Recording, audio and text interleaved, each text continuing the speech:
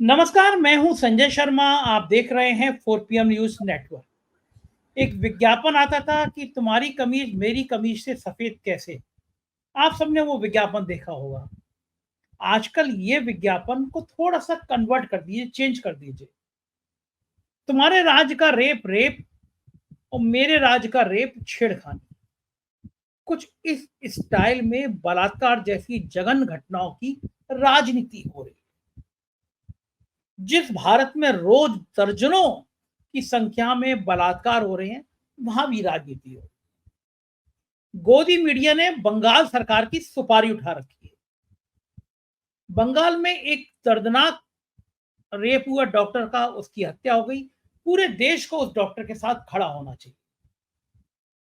लेकिन जो भक्तों की टोली कलकत्ता के रेप कांड पर ढपली लेके निकली है, उसको क्या मणिपुर याद नहीं आना चाहिए। ये सारी बातें मैं इसलिए कर रहा हूँ, इस पर चर्चा भी इसलिए कर रहा हूँ कि आज भारतीय जनता पार्टी के एक नेता का मेरे पास फोन आया। उन्होंने कहा कि हम कलकत्ता वाले कांड पे प्रदर्शन कर रहे हैं संजय जी, आप भी आते तो बहुत अच्छा होता। मैं जान गया कि मुझसे कुछ कटाक्ष कर रहे हैं। मैं कहा मैं बिल्कुल आऊंगा। आप जहां प्रदर्शन कर रहे हैं मेरा भाषण कराइएगा। मैं अपने भाषण में कहूंगा कि कलकत्ता का जो बलात्कार हुआ वो बहुत जघन्य है, निंदनीय है। और मैं भाषण में ये भी कहूंगा कि आजादी के बाद इस देश में जो मणिपुर में हुआ उसको कभी भूला नहीं जा सकता। आने वाली पीढ़ियां याद करेंगी कि इस देश में एक राज ऐसा था, इस देश में एक हुकूमत ऐसी थी, इस देश में एक प्रधानमंत्री ऐसा था जिस राज में सैकड़ों महिलाओं को नग्न करके घुमाया गया। उनके गुप्तांगों में तरह तरह की चीजें डाल दी गई, उनके स्तन काट दिए गए, उनके संग बलात्कार किया गया, उनकी हत्याएं कर दी गई। और मणिपुर का मान ही निकला प्रधानमंत्री से। आजाद भारत के ये पहले प्रधानमंत्री होंगे। देश का एक राज्य जलता रहा, जल रहा है, प्रधानमंत्री मणिपुर का मान ही बोल पाए, वहां जाने की हिम्मत नहीं कर पाए। मैंने उस भाजपा के नेता से कहा कि आप अपने प्रदर्शन में बुलाइए। मैं कहूंगा कि बंगाल की डॉक्टर के साथ जो दर्द दिख रहा है देश को, जिन गोदी मीडिया के चैनलों को 10-10 घंटे बंगाल की डॉक्टर का रेप दिख रहा है, अच्छी बात है, इतना ही दिखाना चाहिए। लेकिन फिर 24 घंटे मणिपुर की उन महिलाओं को भी दिखाना चाहिए जिनके नंग जलूस निकाले गए, पूरी दुनिया में बदनामी। लेकिन मैंने कहा ना, तुम्हारी कमीज मेरी कमीज से सफेद कैसे।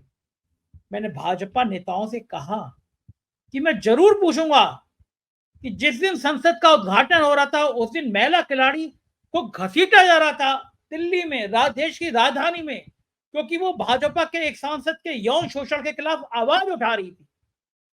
मैं जरूर पूछूंगा कि कुलदीप सेंगर जैसे विधायक भाजपा के अंदर क्यों थे जिन्होंने लड़की का रेप किया और लड़की के पिता की हत्या कर दी गई।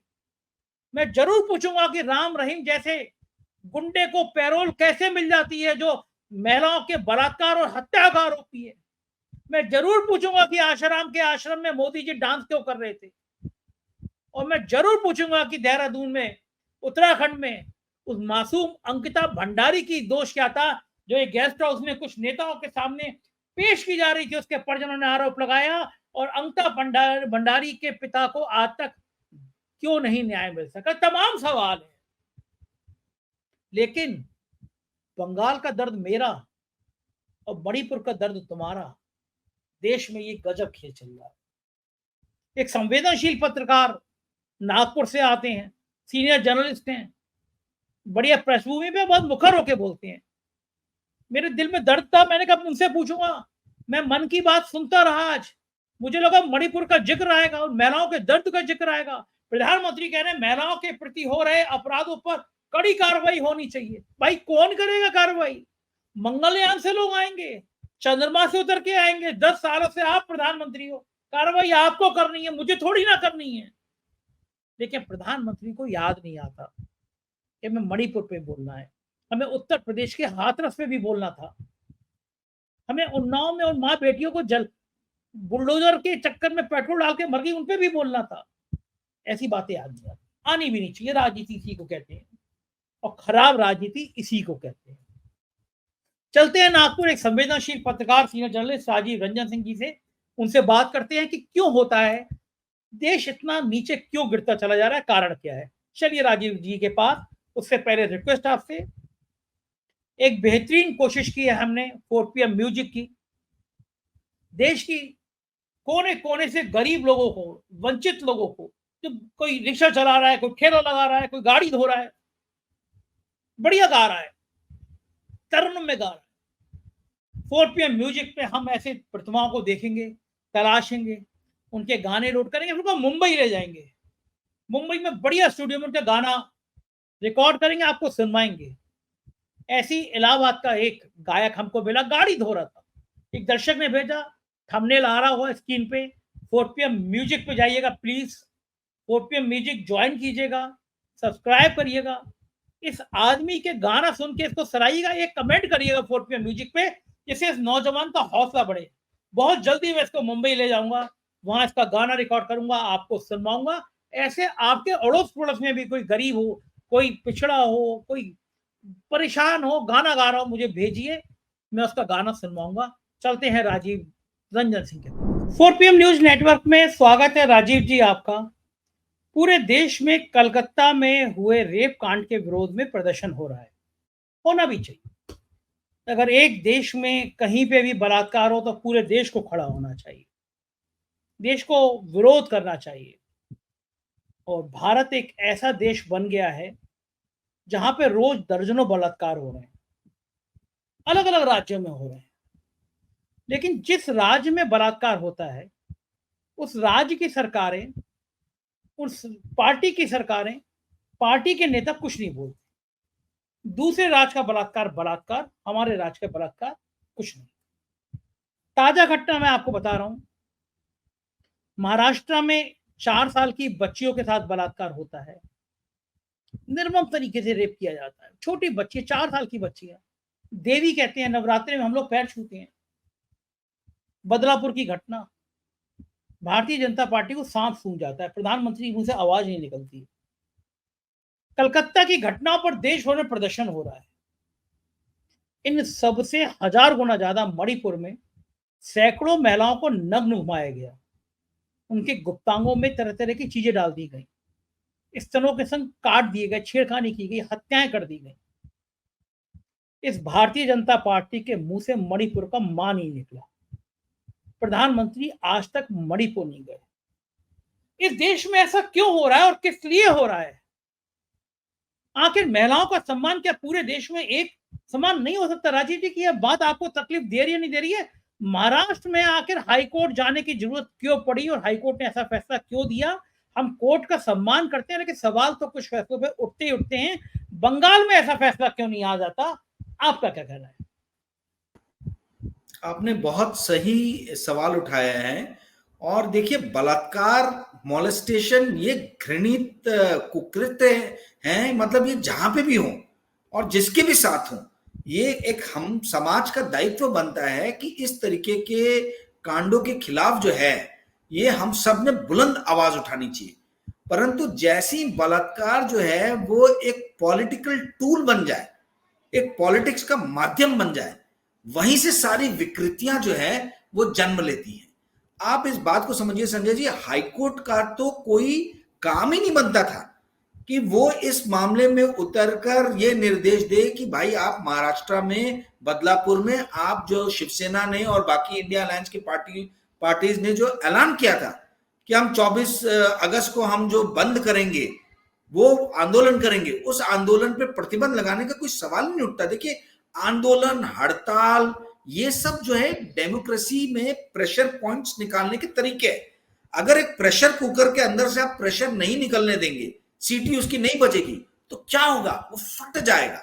तो एक डेमोक्रेसी, एक प्रजातंत्र के अंदर में ये सब अलग अलग टूल्स है, माध्यम है, जिसके द्वारा लोग जो है अपनी बातों को, अपने आक्रोश को निकालते हैं, व्यक्त करते हैं। अब ये आके आप इसमें कोर्ट का तो कोई काम ही नहीं बनता है।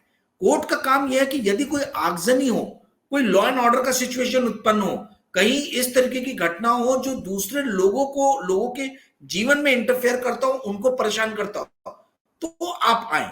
परंतु यहां तो कोई सवाल नहीं, आपने तो आंदोलन होने ही नहीं दिया। और वहीं आपने सही बोला कि बंगाल के अंदर में दिन रात जो है लोग जो है निकले हुए हैं, ठीक है, यहां तक कि चीफ मिनिस्टर भी आंदोलन कर रही है, तो वहां किसी तरीके का कोई प्रतिबंध नहीं हुआ। महाराष्ट्र में क्यों नहीं किसी ने कहा कि Devendra Fadnavis go back, Devendra Fadnavis resignation दो, देवेंद्र फडणवीस आप गृह मंत्री हो, या आपकी जिम्मेदारी, आपके नाक के नीचे इस तरीके की हरकतें क्यों रही है? यही भाजपा के नेता जो है वो पश्चिम बंगाल में ममता बनर्जी से रेजिग्नेशन मांग रहे हैं, पर आपके अपने नाक के नीचे इतने अगर घृणित कार्य हो रहे हैं, तो इस बात को समझिए कि यहां भी आपको आवाज उठाना चाहिए था, परंतु आपने ये आवाज उठाया नहीं। और जिस तरीके से हाईकोर्ट का इसके अंदर में इंटरफेरेंस हुआ, मुझे तो समझ में नहीं आता। मुझे तो ऐसा लग रहा है कि अब जो कोर्ट है वो भी एक एलीट के ओपिनियन, एक गवर्निंग पार्टी जो गवर्नमेंट है उसके साथ वो चली है, ठीक है? तो आप एलीट ओपिनियन के सिंथेसिस के हिसाब से काम नहीं करोगे ना, आप गवर्नमेंट का पक्ष ले लो। भाई आपका काम है डेमोक्रेसी के, आप एक स्तंभ हो, जुडिशरी जो है एक स्तंभ है, उसका काम है एग्जीक्यूटिव के ऊपर में, लेजिस्लेचर के ऊपर में निगाह रखना, पर आप उनके हिसाब से चलने लग जाओ। ये तो मैं मतलब बड़ा ही ये अजीबोगरीब, मैं पिछले 8-10 साल से ये चीज देख रहा हूं कि जिसको हम स्तंभ मानते हैं, जो अलग होना चाहिए, एक दूसरे के ऊपर नजर रखनी चाहिए, वो सब एक साथ मिलके जो है काम कर रहे हैं, और जो गवर्नमेंट है वो और स्ट्रांग होती जा रही है। तो ये तो देखिए, एक बात समझिए संजय भैया, वेस्ट बंगाल में, पश्चिम बंगाल में तो भी लोग सड़कों पे आके अपने आक्रोश को व्यक्त कर पाए, किंतु महाराष्ट्र के अंदर में तो वो भी नहीं कर पा रहे। तो ये तो डेमोक्रेसी के लिए खतरा है, ये तो फेडरल स्ट्रक्चर के लिए खतरा है, ये प्रजातंत्र के लिए खतरा है। एक तरफ एक राज्य में, आप मुझे बताइए, उन्नाव हो गया, हाथरस हो गया, यहां के मुद्दे में जनता को 4 PM के अपने प्यारे दर्शकों को सोचने के लिए एक बात दे रहा हूं कि क्या हाथरस, उन्नाव में जो, या बदलापुर में जो रेप हुए या मॉलेस्टेशन हुए, क्या वो उतने संगीन नहीं थे? ऐसा क्यों होता है कि शीला दीक्षित के शासित राज्य में निर्भया बलात्कार होता है और निर्भया जैसा बड़ा मुद्दा बन जाता है, या पश्चिम बंगाल में आरजी कार हॉस्पिटल में ये रेप होता है और मर्डर होता है, और उसके बाद में आप देखिए 2 हफ्ते से, 1 हफ्ते से मीडिया में सिर्फ यही चल रहा है। तो क्या उन्नाव, हाथरस और बदलापुर को मीडिया ने उतनी कवरेज दी है? क्या उस मुद्दे को उतने ही तरीके से पूर्ण जोर तरीके से उठाया है? यहां तो सादिक कप्पन जैसे पत्रकारों को 28 महीने के लिए जेल में ठूस दिया गया। तो एक तरफ तो आप जो है वो बलात्कार के मुद्दे को बढ़ा चढ़ाकर जो है, बलात्कार है, हत्या है, ठीक है, वहां आप ये कर रहे हो, और दूसरी तरफ आपके जो शासित प्रदेश है वहां पे आप सप्रेस कर रहे हो इस न्यूज को। तो इसका अर्थ क्या है? इसका अर्थ है कि आप एक ही मुद्दे पे लोगों में डिसकंटेंट फैला रहे हो, असंतोष फैला रहे हो। आप ये जाहिर करने की कोशिश कर रहे हो कि जो अपोजिशन पार्टी शासित राज्य हैं, विपक्षी पार्टियों द्वारा जो शासित राज्य हैं, वो अकर्मण्य है, वो इनएफिशिएंट है, वो शासन नहीं चला सकते हैं, वहां बलात्कार जैसी, हत्याएं जैसी घटनाओं को नहीं रोक सकते हैं। परंतु वही जब उनके शासित राज्यों में हो रहा है, भारतीय जनता पार्टी के शासित राज्यों में हो रहा है, तो इस तरीके की न्यूज को सप्रेस किया जा रहा है, दबाया जा रहा है, पत्रकारों को जेल में डाला जा रहा है। तो आप तो एक ऐसा खुद ही इस देश के अंदर में एक ऐसा तंत्र बना रहे हो जहां पे एक तरफ तो डेमोक्रेसी को सप्रेस किया जा रहा है, ना आंदोलन कर सकते हैं, ना पत्रकार कुछ लिख सकते हैं, पत्रकार कवर करने जाए तो उनको उठा के जेल में ठूस दिया जा रहा है, और वहीं दूसरी तरफ आपके ही पार्टी के कार्यकर्ता जो हैं सड़क पे उतर के जो है मतलब ये इश्यूज को व्यापक रूप दे रहे हैं। तो ये सोचने की जरूरत है, ये 4 PM के भी दर्शकों को सोचने की जरूरत है कि ऐसा क्यों है कि हाथरस, उन्नाव और बदलापुर में वो मीडिया कवरेज नहीं दे रही है, वो कोर्ट का इंटरफेरेंस नहीं है जो हमको निर्भया में देखने को मिला, या जो हमको आरजी कार में देखने को मिला। हर तरफ बहुत ही ज्यादा घृणित कृत्य हुए हैं, और इस घृणित कृत्य को जो है, ये कोई भी सभ्य इंसान इस चीज को टॉलरेट नहीं करेगा। तो कुल मिला के मेरा कहना यह है कि बलात्कार जैसे सेंसिटिव मुद्दों को पॉलिटिकल टूल के रूप में नहीं इस्तेमाल करना चाहिए। जी संजय जी, बिल्कुल ठीक कह रहे हैं आप राजीव जी, और मैं देख रहा हूँ आज तक और एबीपी खास तौर से इन 2 चैनलों का जिक्र करूंगा, उसमें भी आज तक पे ज्यादा पूरा दिन में 10-10 घंटे केवल और केवल कलकत्ता बलात्कार कांड। ये लोग तब कहां चले गए जब मणिपुर में सैकड़ों महिलाओं की हत्या कर दी गई थी, नग्न जुलूस निकाला गया था महिलाओं का। मेरे ख्याल से आजादी के बाद, भारत की आजादी के बाद महिलाओं का के प्रति इतना बीभत्स कांड कभी नहीं हुआ होगा। तब वहां के गवर्नर ने नहीं कहा कि मुख्यमंत्री अपना नैतिक अधिकार खो चुके हैं। मुख्यमंत्री को ये करना चाहिए, मुख्यमंत्री को वो करना चाहिए, प्रधानमंत्री ने नहीं कहा। ये गोदी मीडिया के चैनल जो दिन दिन भर 8-8 घंटे दिखा रहे हैं, इन्होंने नहीं कहा। तो इन गोदी मीडिया के चैनलों को, आज तक के मालिक को, अरुण पुरी को अपने ऊपर शर्म आती होगी, नहीं आती होगी कि देश के लोग सोच रहे हैं कि तुम मणिपुर पे एक भी स्पेशल शो नहीं कर पाए, तुम्हारे काबिल एंकर और एंकरनियां मणिपुर में जा नहीं पाए, वहां स्पेशल शो नहीं कर पाए, लेकिन कलकत्ता क्यों दिखाया जा रहा है, ये बच्चे बच्चे को समझ में आ रहा है। क्या ये बात सही है कि ममता बनर्जी ने इतना दर्द दे दिया है, ममता बनर्जी ने इतनी तकलीफ दे दी है भारतीय जनता पार्टी को कि भाजपा उससे विचलित हो गई है। भाजपा को समझ नहीं आ रहा कि ममता बनर्जी का मुकाबला करें तो करें क्या। ममता के रूप में ऐसा ब्रह्मास्त्र आ गया है विपक्ष के हाथों में कि काबू नहीं कर पा रहा। तो एक घटना को लेकर ममता को इतना बदनाम कर दो। कुछ लोग तो कह रहे थे कि राष्ट्रपति शासन लगा दो वहां पे, तो राष्ट्रपति शासन महाराष्ट्र में नहीं लगेगा, मणिपुर में अभी तक नहीं लगा, प्रधानमंत्री गए नहीं। तो गोदी मीडिया के इस रुख पे आप भी मीडिया के बड़े इंपॉर्टेंट पर्सन रहे हैं, चैनलों में रहे हैं, और आपके रिपोर्ट्स ने, आपके स्टिंग ऑपरेशन में लोग काबिल लोग 100 करोड़ रुपए रिश्वत मांगने चले जाते थे, खबर आपकी होती थी। तो ये जो गोदी मीडिया के लोग हैं, इनके मालिकों को, इनको शर्म नहीं आती होगी राजीव जी? जी, आपने पुराने जख्म जो है वो कुरेद दिए। 100 करोड़ मांग के आज भी वो लोग जो है मतलब बड़े शिखर पे बैठे हुए हैं। पत्रकारिता का ये आलम हो गया है। खैर, तो कहने का सब कुछ ब्लैक एंड व्हाइट है, सब ब्लैक एंड व्हाइट है। अब सब ब्लैक एंड व्हाइट है।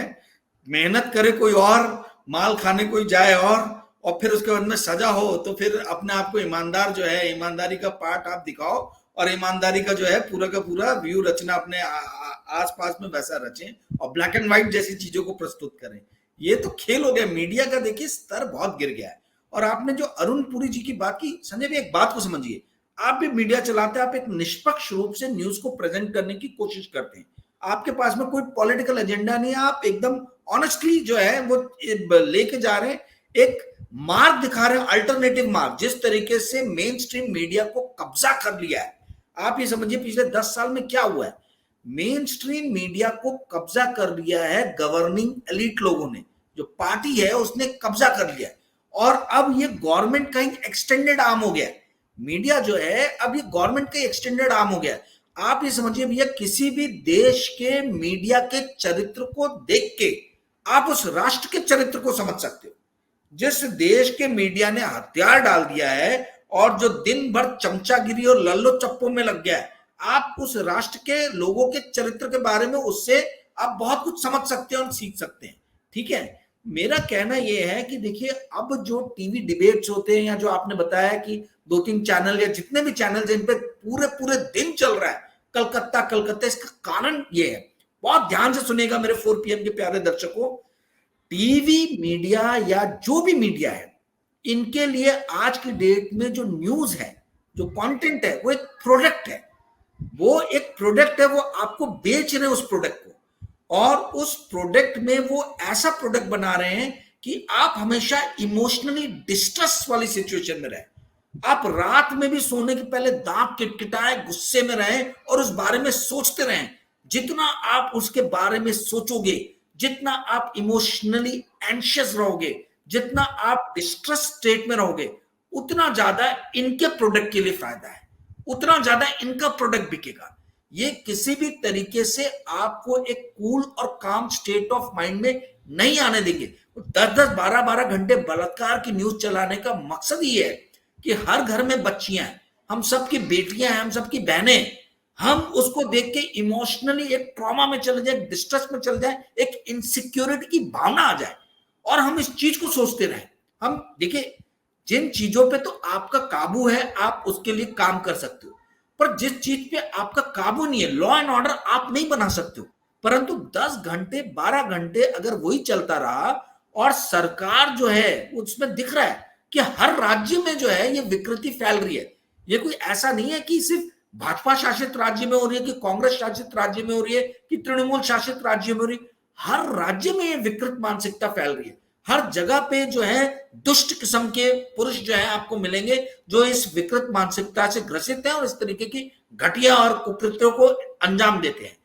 किंतु इसमें से चेरी पिकिंग की जा रही है।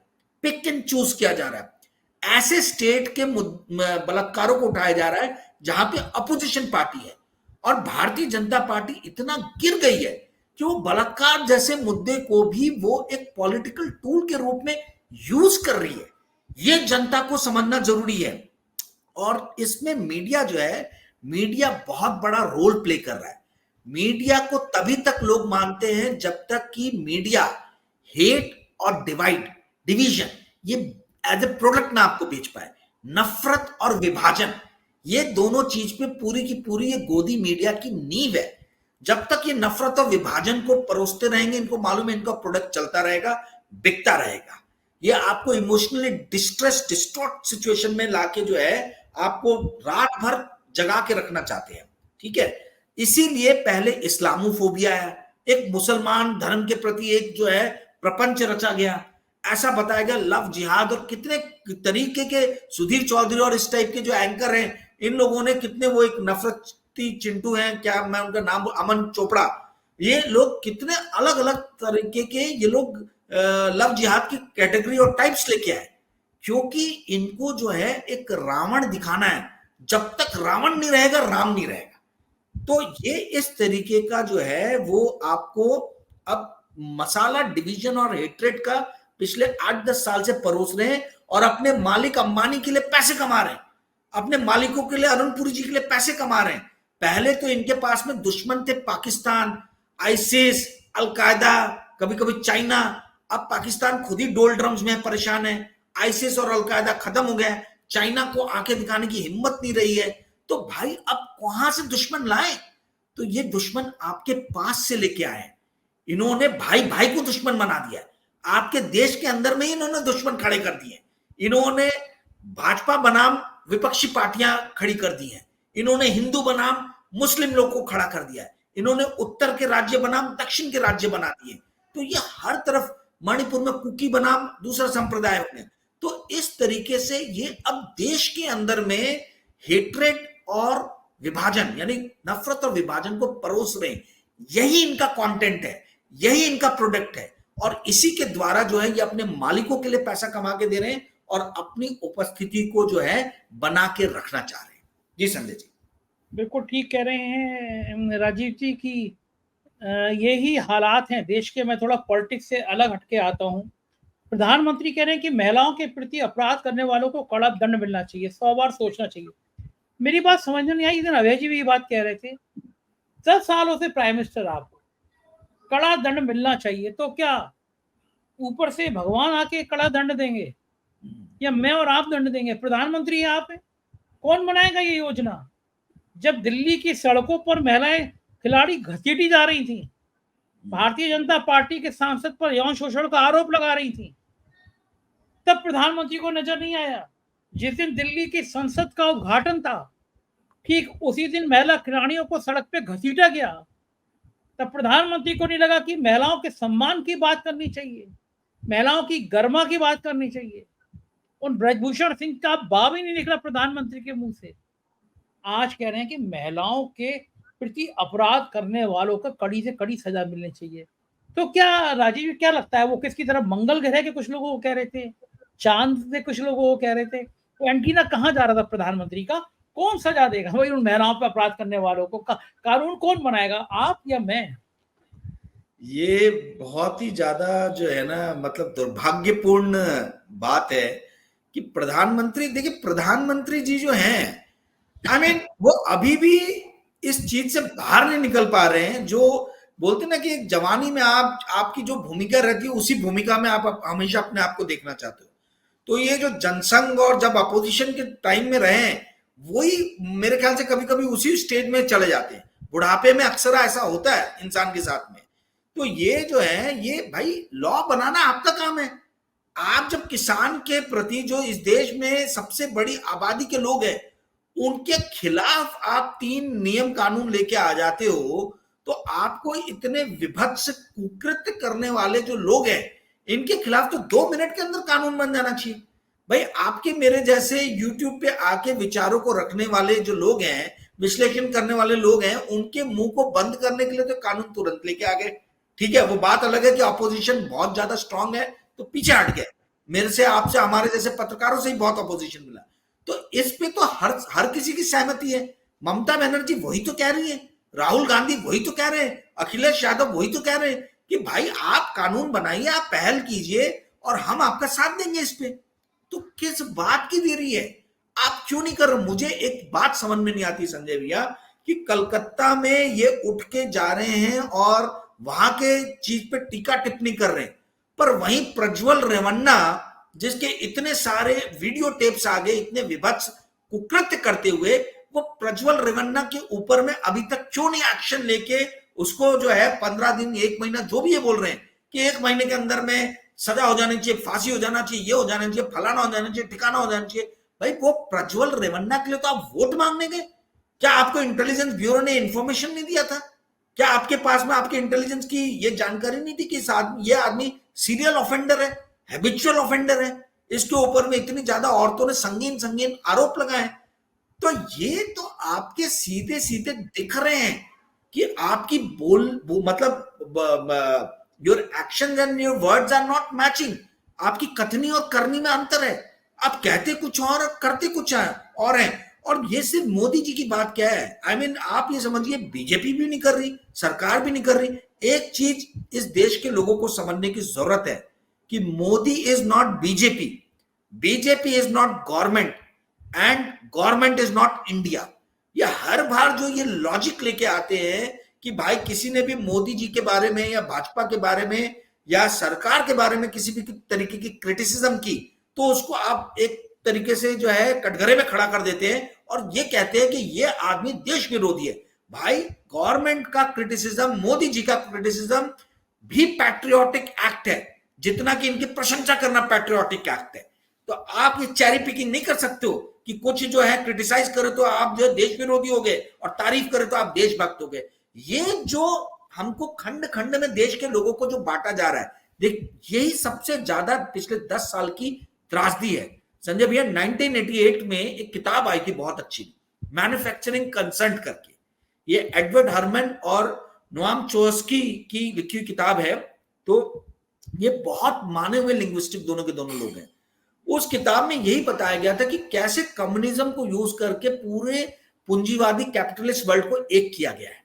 अभी सेम वही चीज हो रही है, बस मैन्युफैक्चरिंग कंसर्न नहीं हो रहा है, अब मैन्युफैक्चरिंग डिसकंटेंट हो रहा है। यानी कि मैन्युफैक्चरिंग मतलब क्या हुआ, निर्माण, और डिसकंटेंट मतलब क्या हुआ, असहमति। तो असहमति का निर्माण हो रहा है। ये जिस तरीके से असंतोष का निर्माण किया जा रहा है, असहमति का निर्माण किया जा रहा है, इसमें मीडिया बहुत मुख्य भूमिका निभा रही है। और नरेंद्र मोदी जी खुद अग्रणी है, वो खुद टॉर्च बेरर है। वो देश के अंदर में एक असंतोष का निर्माण करना चाह रहे हैं, क्योंकि उनको मालूम है कि जब तक विभाजन नहीं रहेगा, जब तक नफरत नहीं रहेगी, जब तक असंतोष नहीं रहेगा, इस देश के ऊपर में रूल करना बहुत डिफिकल्ट रहेगा। और दुख की बात है कि मीडिया इस चीज को नहीं समझ पा रही है, लोग, जनता इस चीज को नहीं समझ पा रहे। जिस दिन ये समझ में आ जाएगा उस दिन पर्दाफाश हो जाएगा, लोग मीडिया देखना बंद कर देंगे, जो so called main stream media है। और ये नरेंद्र मोदी जी के जो भाषण है, वो भाषण से भाषण ही रह जाएंगे, उसके ऊपर कोई व्यक्ति विश्वास करना बंद कर देगा। जी संजय भाई, आपने भाषण याद दिलाया तो आज मन की बात आई थी, पता नहीं आपने सुनी या नहीं सुनी मन की बात। मैं जो हूँ, मैं अपने मित्र का गया पक्के, उनको पहले 2014 में मोदी जी भगवान विष्णु लगाते थे। मैंने उसी समय में कहा तो मन की बात आ रही होगी, बोले रहने दो, हम और आपके मन की बात कर ले। मध्यम वर्गीय परिवार की कमर तोड़ के रख दी है। मध्यम वर्गीय परिवार में आते थे वो। जो हाल है मध्यम वर्गीय परिवार का, वो बहुत दर्दनाक है। आपने सुनी या नहीं सुनी मन की बात? नहीं, मैंने मन की बात कभी नहीं सुनी, क्योंकि आप एक बात समझिए, इस देश में मन की बात तो होती नहीं है ना। कम्युनिकेशन के, आप भी स्टूडेंट है, मैं भी स्टूडेंट हूं। कम्युनिकेशन 2 साइडेड रहता है, कम्युनिकेशन कभी भी वन वे नहीं रहता है। आप देखिए नरेंद्र मोदी जी ने हमेशा 1 साइडेड इंफॉर्मेशन फेंकी है, ना प्रेस कॉन्फ्रेंस किया, ना कुछ किया। और जो इनके इंटरव्यूज भी होते हैं, वो भी मैन्युफैक्चर्ड रहते हैं। क्वेश्चन दिए जाते हैं पत्रकारों को पहले, उसके बाद में आंसर्स बनाए जाते हैं, और उसके बाद में वो पूरा कोरियोग्राफ किया जाता है। भाई इस देश में मन की बात में जो भी मुद्दे उठाए जा रहे हैं, क्या वो इस देश के मुद्दे हैं? देश का मुद्दा क्या है? सामाजिक समरसता इस देश का मुद्दा है। बढ़ता हुआ आर्थिक जो दरार है, जो खाई है, वो इस देश का मुद्दा है। बढ़ती हुई अनएम्प्लॉयमेंट, बेरोजगारी जो है, वो इस देश का मुद्दा है। बढ़ती हुई जॉब इनसिक्योरिटी जो है लोगों के अंदर में, वो इस देश का मुद्दा है। ये जो बड़े बड़े कॉर्पोरेट्स इस देश को एक मतलब कुछ कॉर्पोरेट्स बढ़ के पूरे इस देश के संसाधनों पे जो कब्जा कर रहे हैं, वो एक मुद्दा है। पर्यावरण किस तरीके से तहस नहस किया जा रहा है, वो एक मुद्दा है। तो आज तक हो गया या एबीपी हो गया या जितने दुनिया भर के तमाम चैनल हैं, संजय भैया कौन से चैनल के ऊपर में आपने इन चीजों के ऊपर में बहस जो है वो सुनी होगी कि आर्थिक विषमता क्यों बढ़ रही है या अनएम्प्लॉयमेंट क्यों बढ़ रही है, ये जॉबलेस ग्रोथ का क्या अर्थ है? इस देश में 8% 9% की आप ग्रोथ बता दो, 7% की, भाई मेरे घर में मेरा बच्चा अनएम्प्लॉयड बैठा हुआ है, वो ग्रोथ का मैं क्या करूंगा? तो ये जो मन की बातों में बातें की जा रही हैं, ये प्रोपेगेंडा का एक टूल है, एक प्रोपेगेंडा का टूल है। ये मन की बात जो है, ये भी थॉट जो है, ये सारी चीजें जो है ना, ये कॉपी कट पेस्ट की गई है अमेरिका से, क्योंकि इनकी जो पीआर एजेंसी है, जो प्रधानमंत्री जी की और जो भाजपा को जो गाइड करती है, वो सब न्यूयॉर्क में बैठी, वॉशिंगटन में बैठी पीआर एजेंसी है। तो वो जो वहां करते हैं, वही चीज को उठा के यहां ले आते हैं। अभी आप देखिए, आज तक या इंडिया टुडे ग्रुप जो है, इतना मतलब क्या बोला जाए, घटिया एक मूड ऑफ द नेशन करके कहलाता है। इसमें एक एक्सेप्टेबिलिटी फैक्टर है। अब आप मुझे बताइए, मुझे तो हंसी आ रही थी, अभय दुबे जी ने बताया कि क्या अभी इसके अंदर में हुआ है, राहुल गांधी का 11% से 22% एक्सेप्टेबिलिटी फैक्टर बढ़ गया। अब आप बताइए, कांग्रेस की 50 से 52 सीट 100 सीट होगी, डबल होगी, तो आप एक्सेप्टेबिलिटी फैक्टर भी डबल कर दो, तो उसमें क्या है? मतलब इसके ऊपर में आप लाखों करोड़ों रुपए खर्च कर रहे हो, जो बैठ के रूम के अंदर में जो रिपोर्ट तैयार हो सकती है। और ये रिपोर्ट किसने तैयार की है? मूड ऑफ द नेशन कौन करता है? वो आरएसएस के जो करीबी रहे नानाजी देशमुख, उनके रिश्तेदार जो दुबई में बैठते हैं, वो करते हैं ये मूड ऑफ द नेशन का जो है पूरा का पूरा खोज। और वो ऐसा खोज करते कि मैं घर में बैठ के वो रिपोर्ट लिख सकता हूं। इसके ऊपर में आज तक लाखों करोड़ों रुपए आज तक और इंडिया टुडे ग्रुप क्यों खर्च करता है, मुझे समझ में नहीं आ रही है। ये इसलिए करता है क्योंकि ये प्रोपेगेंडा के टूल मुझे लगते हैं। आप बताइए, मोदी जी का ग्राफ गिरा, अरे कोई भी बोलेगा भाई 303 से 240 पे आ गए आप, तो आपका ग्राफ तो गिरना तय है। यहां पे सीट डबल हो गई, तो आपने बता दिया 11% से 22% हो गया। तो इस तरीके की बातों का कोई अर्थ नहीं बनता, पहली चीज। दूसरी चीज जो सबसे इंपॉर्टेंट है, वो ये है कि ये जितने भी सर्वे हैं, इन सारे सर्वे के माध्यम में आप देखोगे, केंद्र बिंदु में आप देखोगे, तो वो कहीं ना कहीं से भारतीय जनता पार्टी या नरेंद्र मोदी के प्रोपेगेंडा का आपको एक ना एक वो उसके अंदर में एक पुट नजर आ जाएगा। आप किसी भी उसके अंदर, आज भी राहुल गांधी 22% पे ही है और नरेंद्र मोदी 50% के आसपास में। यह हास्यास्पद है। नरेंद्र मोदी इस देश के कई राज्यों में जा नहीं रहे भय के मारे। राहुल गांधी कोई किसी को साथ नहीं ले रहे, हर जगह घूम रहे, यहां तक कि अखिलेश यादव जो है घूम रहे। आई मीन एक्सेप्टेबिलिटी फैक्टर जैसा आप एक कॉन्सेप्ट लेके आ रहे हो जो अमेरिका में चल सकता है, क्योंकि वहां पूरा देश अंग्रेजी बोलता है, वहां की पूरी जो वहां बहुत ज्यादा विषमताएं नहीं है।